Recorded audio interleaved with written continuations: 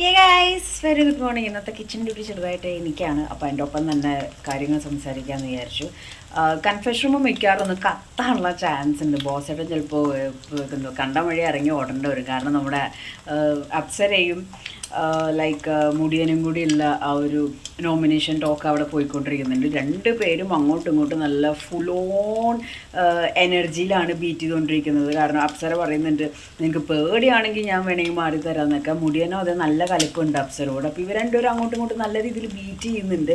ബോസേട്ടൻ എന്തായാലും എൻ്റെ ഒരു പ്രിക്കോഷൻ എടുത്തിട്ടായിരിക്കും നിൽക്കുന്നുണ്ടാവുക.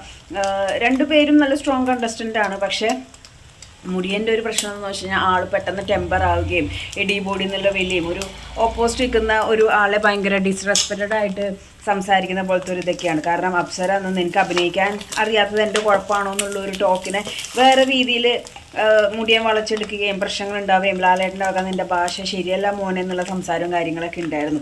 അപ്പോൾ ഇതൊക്കെ അറിഞ്ഞുകൊണ്ട് തന്നെയാണ് ഇവർ രണ്ടുപേരും കൂടി, കാരണം കണ്ടൻ്റ് ആണല്ലോ മുഖ്യം. അപ്പോൾ ബോസേട്ടനും കണ്ടൻ്റാണ് മുഖ്യം, അതിൻ്റെ ഒപ്പം തന്നെ പ്രിക്കോഷൻ എടുത്തിട്ടുണ്ട്. അപ്പോൾ അതുകൊണ്ട് അവർ രണ്ടുപേരെ മൈൻഡ് ഉള്ളിരുത്തിയപ്പോൾ നല്ലൊരു സംഭവം, നല്ലൊരു കോമ്പറ്റീറ്റീവ് ലെവലാണ് പോയിക്കൊണ്ടിരിക്കുന്നത്. രണ്ടുപേരും നല്ല രീതിയിൽ ബീറ്റ് ചെയ്തിട്ട് രണ്ടുപേരും വിട്ടുകൊടുക്കാൻ ഒന്നാമത് അങ്ങോട്ടും ഇങ്ങോട്ടും യാതൊരു മാനസികമായിട്ടുള്ള അറ്റാച്ച്മെൻറ്റ് ഇല്ലാത്തതുകൊണ്ട് തന്നെ വിട്ടുകൊടുക്കുന്ന പരിപാടിയൊക്കെ കുറവാണ്. പിന്നെ ഒരാളുടെ ഈഗോയിൽ കുത്തുന്ന രീതിയിൽ എനിക്ക് പോവാം, ഞാൻ വേണമെങ്കിൽ പോവാം, എനിക്ക് പേടിയാണെങ്കിൽ പോവാമെന്നൊക്കെ പറഞ്ഞാൽ ആരായാലും അത് വിട്ടുകൊടുക്കാനൊന്നും പോകുന്നില്ല. എന്തായാലും കൺഫെഷൻ റൂമൊന്നും കുലുങ്ങും എന്നുള്ളതാണ് എൻ്റെ പ്രതീക്ഷ. എന്താ നിങ്ങളുടെ അഭിപ്രായം?